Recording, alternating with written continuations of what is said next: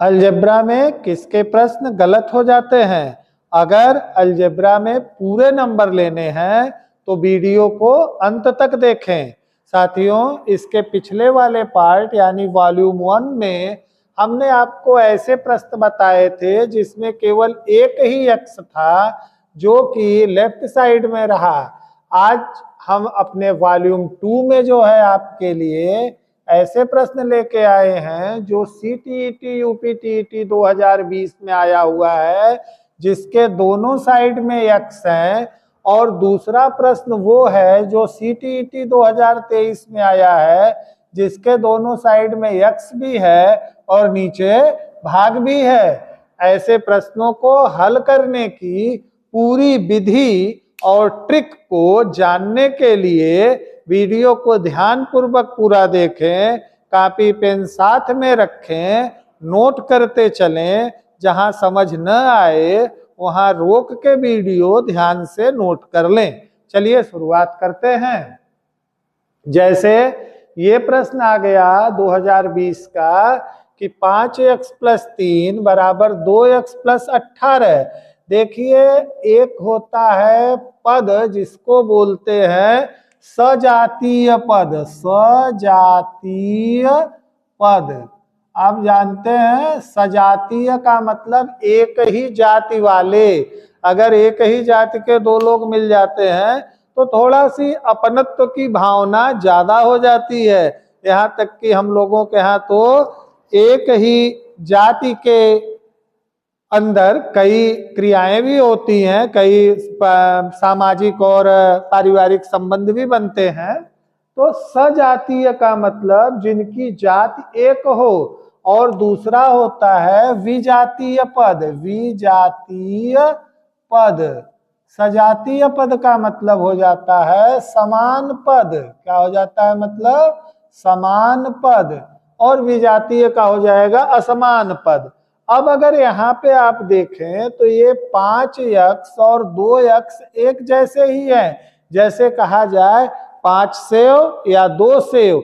x का कोई मतलब नहीं होता। x एक अज्ञात संख्या होती है, उसके जगह हम कुछ भी बोल या कह सकते हैं। यह केवल ये दर्शाती है कि ये और ये दोनों एक ही जाति के हैं। तो पहला काम ऐसे प्रश्नों में ये करेंगे कि समान जाति वालों को एक तरफ करेंगे, लेकिन उसके लिए हम backbone of algebra. Backbone of algebra. Backbone of algebra क्या है? हमने पिछले वीडियो में बताया था, ट्रांसपोजिशन। ट्रांसपोजिशन। ट्रांसपोजिशन का मतलब पक्षांतरण। पक्षांतरण। ट्रांसपोजिशन का मतलब पक्षांतरण। उन्हीं का प्रयोग करेंगे, पक्षांतरण का ही प्रयोग करेंगे। इसके पिछले भाग में हम आपको संख्या, चर, ऑपरेशन और व्यंजक और समीकरण से लेके बता चुके हैं चीजों को। अगर आपने वो वीडियो नहीं देखा है तो हमारे वॉल्यूम 1 का वीडियो हमारे चैनल पे जाके देख लीजिएगा। एक और बड़ी महत्वपूर्ण बात, यदि कोई अज्ञात संख्या किसी संख्या के साथ किसी भी ऑपरेशन से जुड़ जाए, गुणा, भाग, जोड़, घटाना, भाग, किसी भी ऑपरेशन के साथ जुड़ जाए, संक्रिया के साथ जुड़ जाए, तो यह एक टर्म कहलाता है। टर्म कहलाता है, मतलब पद कहलाता है। तो पद क्या होता है? पद वो होता है जो कि किसी भी संख्या के साथ कोई बीजीय पद गणितीय चारों संक्रियाओं में से किसी संक्रिया के साथ जुड़ा हुआ हो। जैसे यहाँ पे 1 पद, 2 पद, 3 पद, 4 पद, ये हमारे 4 पद हो गए। और इन चारों पदों में 2 एक समान जाति के हैं जो अपने साथ यक्ष को रखे हुए हैं, और 2 एक समान हैं जो संख्याएं हैं। तो पहला काम हम ये करेंगे कि समान जाति वाले पदों को एक साथ ले आएंगे। तो समान जाति के पदों को एक साथ लाएंगे तो यक्ष को हम बाएं पक्ष में ले आते हैं। तो 5 यक्ष तो ऐसे का ऐसा ही रहा। यहाँ 2 का यक्ष में गुणा है, लेकिन 2 के पहले कौन सा चिन्ह माना जाएगा? धन का चिन्ह माना जाएगा। कौन सा चिन्ह माना जाएगा? धन का चिन्ह। किसी कोई संख्या लिखी हो, उसके पहले कोई चिन्ह ना हो तो वो क्या माना जाता है? धन माना जाता है। तो जब यह बराबर के दूसरी तरफ आएगा तो हो जाएगा ऋण में। किसमें हो जाएगा? ऋण में। अगर आपको वीडियो समझ में आ रही है तो कमेंट में यस सर जरूर लिखें। और उसके बाद जो यहाँ पे 3 है वो धन में है, दूसरी तरफ जाएगा तो 18 तो ये है ही पहले से, इसमें से -3 हो जाएगा। अब आप कहेंगे 18 के पहले धन लगा था, यहाँ क्यों नहीं लिखा गया? लिखने का कोई मतलब ही नहीं है। अगर कोई संख्या लिख दी गई तो उसके पहले धन अंडरस्टूड होता है, इसलिए इसको दर्शाया नहीं जाता। अब ये 5 सेव थे, 2 सेव खा लिए गए, कितने सेव बचे? 3 सेव बचे। यहाँ पे आप ये नहीं कह सकते कि x में से x चला गया 0, 5 में से 2 गया 3। ये कॉमन मिस्टेक करते हैं आप लोग, इसको नहीं करेंगे। तो 5x में से अगर 2x गया तो कितना बच गया? 3x। और इधर 18 में से अगर 3 गया तो कितना बच गया? 15। अब देखिए फिर से हम उस समीकरण पे आ गए जो वॉल्यूम 1 के वीडियो में हमने आपको बताया था।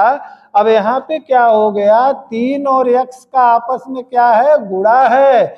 जो जोड़ में हो उसे घटा दो, जो जोड़ में हो उसे घटा दो, जो जुड़ा हो उसे घटाओ, जो गुणा है उसे भाग दो। तो यहाँ पे जोड़ तो है नहीं, गुणा है, इसका क्या करेंगे? भाग देंगे। तो x भागे x अगर ये हो गया तो ये 15 और ये 3 यहाँ आके क्या कर जाएगा? भाग कर देगा। तो x बराबर कितना हो जाएगा?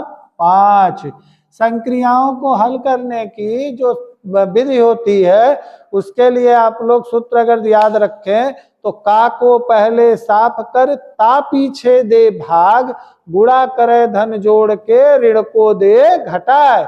वो यहाँ पे अप्लाई होता है, लेकिन अंक पूरे है नहीं, बीजीय पद है और अभी प्रश्न बेहद आसान है। और इसके बाद जब x की वैल्यू 5 आ जाए तो एक ट्रिक है, उल्टा चोर कोतवाल को डांटे, कोतवाल को डांटे। अब क्या करें? जैसे ही आपकी वैल्यू निकले, इस वैल्यू को ये उल्टा, मजाक की बात है, x कोई चोर नहीं होता है, आप ट्रिक याद रखें, इसलिए ये बता रहा हूं। हर प्रश्न के बाद मैं एक ट्रिक जरूर आप लोगों को देता चल रहा हूं कि आपको प्रश्न एक तो आनंददायक लगे, दूसरे परीक्षा में आप ये श्योर हो जाएं कि आपका जो उत्तर है वो सही है। तो x बराबर क्या हो गया? 5। तो अब इस 5 को यहाँ पे रख दो, तो यहाँ पे क्या है? 5 में 5 का गुणा हो जाएगा यानी 25, और प्लस क्या आ जाएगा? 3। और यहाँ पे क्या हो जाएगा? इस 2 में 5 का गुणा हो जाएगा तो 10, और क्या आ गया? 18। ये क्या हो गया? 28। और ये क्या हो गया? 28। ये बराबर का निशान क्या होता है? एक तराजू होता है, दोनों तरफ चीजें बराबर हो गई, इसका मतलब प्रश्न सही हो गया। बराबर के निशान से डरिए मत साथियों, बराबर के निशान को तराजू मानिए। अगर दोनों तरफ की चीजें बराबर हैं तब ये बराबर सही है, और ये गारंटी देता है कि ऊपर से लेके नीचे तक चीजें बराबर आ रही हैं। इसका मतलब चाहे हम x बराबर 5 कहें तब भी सही है, चाहे x बराबर 15/3 कहें तब भी सही है, चाहे 3x बराबर 15 कहें तब भी सही है, चाहे 5x - 2x बराबर 18 - 3 कहें तब भी सही है। और अगर ये सब सही है तो ये प्रश्न सही है। अगर यह प्रश्न न सही होता तो नीचे तक हम एक समान चीजें लेके न आ पाते। तो ये प्रश्न तो आपके लिए आया था CTET 2020 का। अब अगर CTET 2023 का एक प्रश्न देखें, इसको आप रोक के नोट करते चलें, हमारी बातों को सुनते चलें। अलजेब्रा जो है मैं आपको 0 से हीरो बनाऊंगा, इसमें शुरू से प्रश्न बताना शुरू किया हूं। और पहला ही वीडियो इसका देखिए, हमने डाला है आप लोगों के लिए हिस्ट्री ऑफ अलजेब्रा, जहां पे 4 से 5 क्वेश्चन जो कंपटीशन में पेडोगागी वाले पार्ट में आते हैं वो उससे निकल रहे हैं बड़े अच्छे से, उसको भी देखिए। अलजेब्रा की पूरी एक श्रृंखला शुरू किया हूं, 5 से 6 वीडियो में मैं इस पूरे टॉपिक को सभी प्रतियोगी परीक्षाओं के लिए कंप्लीट कर दूंगा, जहां पे प्रश्न अति आसान से उच्च कठिनता स्तर की ओर जाएंगे। ठीक है साथियों, दूसरा पद देखते हैं। ध्यान रखिएगा, सजातीय पद, विजातीय पद, backbone of algebra, transposition method और टर्म को।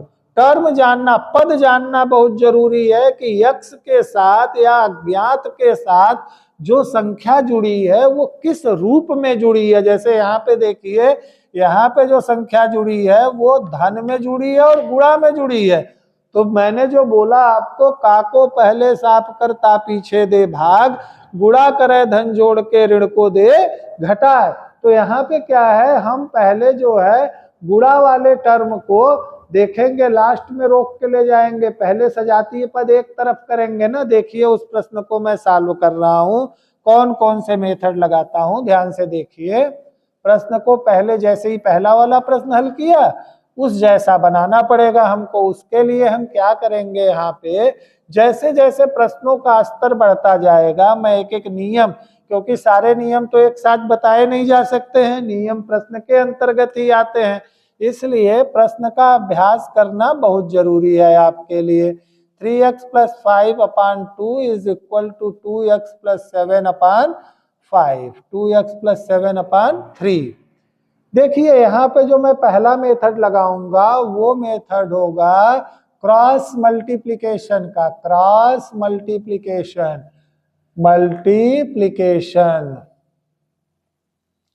आप चाहे हिंदी मीडियम के विद्यार्थी हो चाहे इंग्लिश मीडियम के, मैं दोनों लिखते चल रहा हूं, जिससे कि आप हमारी बातों को पूर्णतः समझ लें।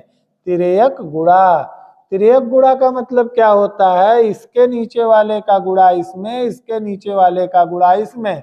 अब देखिए यहाँ पे कुछ बच्चे गलती क्या कर जाते हैं, यहाँ लाके ऐसे गुणा करा दिए और यहाँ पे लेके गए तो इसको 2x + 7 लिखा और यहाँ गुणा करा दिए, इसका 2 का कहे तिर्यक गुणा है तो गुणा करा दिया। अब वो इसको 5×3 = 15, इसको 14 लिखते हैं, ये बड़ी भयंकर भूल है। ये पूरा एक टर्म है, ऊपर वाला पूरा एक पद अभी माना जा रहा है जिसमें ये 3 आके गुणा कर रहा है, तो यहाँ पे ब्रैकेट लगाना बहुत जरूरी है, ब्रैकेट लगाना बहुत जरूरी है। अब गुणा कराएंगे तो आप दोनों में गुणा कराएंगे इसका, तो 3 का गुणा पहले 3 में कराएंगे तो 9 हो जाएगा, यक्स वैसे उतर आएगा। फिर 3 का गुणा 5 में कराएंगे तो 15 आ जाएगा। फिर 2 का गुणा 2 में कराएंगे तो 4 आ जाएगा और ये यक्स हो जाएगा। प्लस 2 का गुणा 7 में कराएंगे तो 14 आ जाएगा। अब क्या हुआ, फिर वही बात आ गई, सजातीय पद। सजातीय पद एक ही जाति के पद, समान पद, लाइक टर्म बोलते हैं इसको, लाइक टर्म को एक तरफ करना बहुत जरूरी है। तो ये हो जाएगा 9x - 4x, ये 4 के पहले यहाँ क्या था, प्लस था, दूसरी तरफ आया क्या हो गया, माइनस हो गया। और यहाँ पे क्या है, ये 14 तो है ही और इसमें से ये जाके क्या हो गया, 15 हो गया, घट गया। अब 9 सेव में से 4 सेव आपने खा लिया, कितने सेव बचे, 5 सेव, यानी 9x में से 4x गया तो कितना बचा, 5x। और यहाँ देखिए आपके जेब में 14 रुपए थे, दुकान से आपने 15 रुपए का सामान ले लिया, कैसे देगा, कहेगा 1 रुपया उधार है बाद में आके दे देना। तो वो जो उधार हो गया वो घटाना हो गया, मतलब -1। तो इसका मतलब x = -1/5। अब आप अगर इस चीज को उठा के यहाँ प्रश्न में रख के हल करेंगे फिर से, तो आपका उत्तर क्या हो जाएगा, सही हो जाएगा, या कहीं पे भी रख लेंगे। जैसे आपको देखना है मैं सही हूं कि नहीं, तो यहीं पे उठा के रख लीजिए, 5 × -1/5, तो क्या आ जाएगा, दोनों तरफ क्या आ जाएगा, -1। आपके तराजू या बैलेंसिंग की डंडी क्या हो गई, सीधी हो गई, आपका उत्तर क्या हो गया, सही हो गया। अब साथियों हम अपने नेक्स्ट वॉल्यूम में इससे अलग स्तर के प्रश्न, थोड़े उच्च स्तर के प्रश्न और लेके आएंगे और इन प्रश्नों की श्रृंखला को हम आयु के संबंध, उम्र के संबंध, समय के संबंध तक लेके जाएंगे। जहां तक ये प्रश्न बीजगणित से हल होने वाले होंगे वहां तक लेके जाएंगे। साथियों, बीजगणित अंक गणित की आधारशिला होती है। ये अंक गणित को नियम प्रदान करती है। वीडियो को पूरा देखने के लिए आपका धन्यवाद। वीडियो अगर आपको समझ में आ रहा है, आपके लिए उपयोगी है, तो आप चैनल को सब्सक्राइब कर सकते हैं। लाइक करें और शेयर करें। नमस्कार।